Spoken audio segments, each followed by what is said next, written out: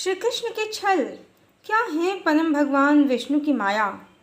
Hello friends, Treta में भगवान राम के रूप में परम भगवान विष्णु ने जब अवतार लिया तो उनका राज्याभिषेक होते होते रह गया और ईश्वर के खेल से, विधाता के लिखे संयोग से उन्हें सिंहासन के स्थान पर वनवास मिल गया।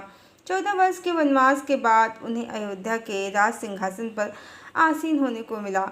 माता को पिता के दिए वचनों को निभाने के लिए उन्होंने वनवास को स्वीकार किया। उनके भाई भरत ने भी आदर्श प्रस्तुत किया और 14 वर्ष उनकी चरण पादुका को राज सिंहासन पर विराजित कर राजकाज का संचालन किया। पर इस बीच वनवास में सीता हरण भी हो गया राक्षस राज रावण के द्वारा, जिसके कारण अयोध्या की प्रजा ने देवी सीता पर, उनके चरित्र पर दोषारोपण किया और राम ने राजधर्म से विवश होकर अपनी प्रिय पत्नी सीता को त्याग दिया। ज्ञात हो कि प्रजा के संतोष के लिए राजधर्म की विवशता के कारण उन्होंने देवी सीता को त्याग दिया, पर अपनी आत्मा, मन, वचन और कर्म से उनका त्याग कभी नहीं किया, क्योंकि प्रजा को देवी सीता के चरित्र पर संदेह था, उनको नहीं। यदि उनको देवी के चरित्र पर संदेह होता तो वह लंका तक समुद्र पर सेतु बनाकर अपने से कई गुना अधिक शक्तिशाली शत्रु को पराजित कर देवी सीता को प्राप्त करने का इतना दुष्कर कार्य नहीं करते। और देवी सीता को जो इतने दिन लंका में रहना पड़ा, वह देवी सीता की विवशता थी, उनकी इच्छा नहीं थी। देवी सीता को इतने दिन लंका में मात्र इसी कारण रहना पड़ा क्योंकि भगवान राम को उनका पता लगाने, युद्ध की तैयारी करने में जो समय लगा, मात्र उसी कारण यह राम भी भली भांति जानते थे। उन्हें देवी सीता के चरित्र पर पूर्ण विश्वास था, वो उनके प्रति पूरी तरह समर्पित थे। इसीलिए देवी सीता के निष्कासन के बाद भी देवी सीता को उन पर पूर्ण अधिकार था और इसी कारण राम ने पुनर्विवाह नहीं किया। और जब उन्होंने अश्वमेध यज्ञ किया तो उस यज्ञ के अनुष्ठान में देवी सीता की स्वर्ण प्रतिमा के साथ वह यजमान बने, अर्थात अयोध्या के राजा राम थे तो अयोध्या की महारानी देवी सीता ही थी, निसंदेह। आइए अब हम जानते हैं कि परम भगवान विष्णु ने द्वापर में कृष्ण अवतार में क्या छल किए और क्या माया रची।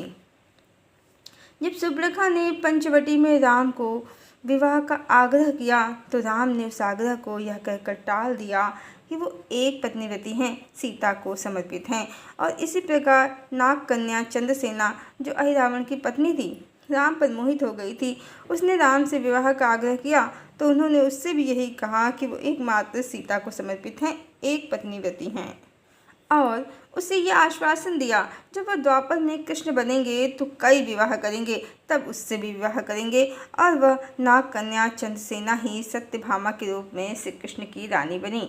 इस तरह यह तो पूर्णतः सत्य है कि श्री कृष्ण की सभी पत्नियां आसक्त, राम पर आसक्त जीवात्माएं ही हैं, किसी लोक की कोई देवियां नहीं। भगवान श्री कृष्ण ने हजारों विवाह किए द्वापर में और प्रथम विवाह देवी रुक्मिणी के साथ किया हरण के माध्यम से। वैसे श्री कृष्ण के लगभग सभी विवाह युद्ध के उपरांत ही हुए।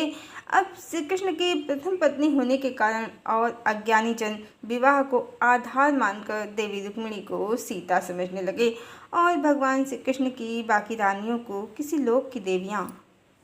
यही भगवान श्री कृष्ण का छल है, परम भगवान विष्णु की माया है, जिसे सांसारिक प्रवृत्ति के भोगवादी मनुष्य समझ नहीं पाते और श्री कृष्ण को अनेक स्त्रियों का पति समझ बैठे हैं और रुक्मिणी को सीता। जबकि सीता वो नारी हैं जिनके जीवन में रहने और ना रहने पर भी राम पुनर्विवाह नहीं करते हैं, जिनकी मूर्ति के साथ बैठकर अपने सभी अनुष्ठान करते हैं पर अन्य स्त्री की कामना नहीं करते हैं।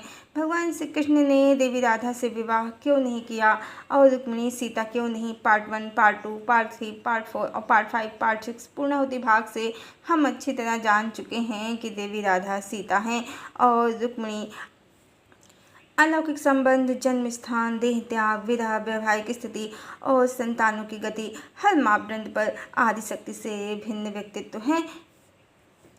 इन सारे वीडियो के लिंक कमेंट सेक्शन में डाल दिए गए हैं। अब भोगवादी माँ आदिशक्ति की महिमा को और भगवान राम के एक पत्नी व्रत के रहस्य को ना जानने के कारण श्री कृष्ण के इस छल में आ जाते हैं और रुक्मिणी को सीता, द्वारकेश्वरी और भगवान को बहुपत्नीवादी द्वारिकाधीश समझ लेते हैं। पर इस बार श्री कृष्ण ने छल करके लक्ष्मण, जो भगवान राम के बड़े भाई बनना चाहते थे, उन्हें श्री कृष्ण अवतार में अपना बड़ा भाई बनाया और वो भगवान बलराम बने। अब बड़े भाई होने के कारण द्वारिकाधीश बलराम बने। श्री कृष्ण ने इस बार राजा का पद नहीं लिया, वो बलराम के अनुचर रहे और रुक्मिणी समेत 16,108 सभी आसक्त जीवात्माओं को अपनी रानी बनाकर उनकी इच्छा भी पूर्ण कर दी। पर इस छल को करके उन्होंने देवी राधा को, जो जगदम्बा हैं, सीता हैं, उनकी वास्तविक पत्नी, ना तो उनका स्थान ही किसी को दिया हजारों विवाह करके, और न किसी को द्वारिका की महारानी बनाकर उनका सम्मान ही किसी को दिया। क्योंकि इस बार बलराम द्वारिकाधीश हुए और उनकी एकमात्र चिर संगिनी देवी देवती द्वारकेश्वरी बनी, महारानी बनी। इस बार श्री कृष्ण राजा बने ही नहीं, क्योंकि यदि वो राजा बनते तो रानी कहाँ थी, सीता कहाँ थी साथ। किसी जीवात्मा को वो पत्नी का सुख तो दे सकते थे, पर अर्धांगिनी और महारानी कहलाने का अधिकार नहीं।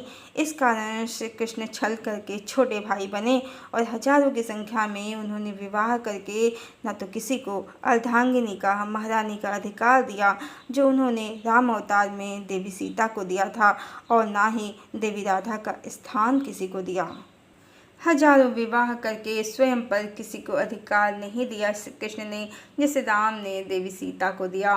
अब देवी राधा के प्रति श्री कृष्ण के समर्पण भगवान विष्णु की, परम भगवान विष्णु की इस माया को जो भोगवादी समझ नहीं पाते हैं, उन्हीं ही रुक्मिणी, सीता या द्वारकेश्वरी महारानी लगती हैं, संतों, ज्ञानी और महात्माओं को नहीं, क्योंकि वो परमात्मा के किए गए कार्यों के कारण और रहस्य दोनों को जानने वाले हैं। जय श्री राधे कृष्णा। हरि ओम।